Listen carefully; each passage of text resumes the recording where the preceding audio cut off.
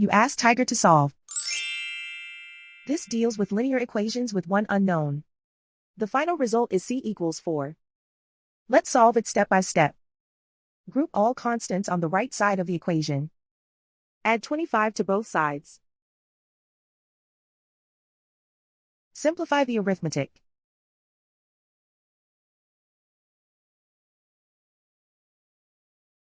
Isolate the c. Divide both sides by 9. Simplify the fraction.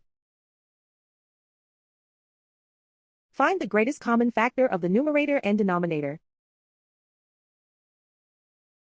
Factor out and cancel the greatest common factor.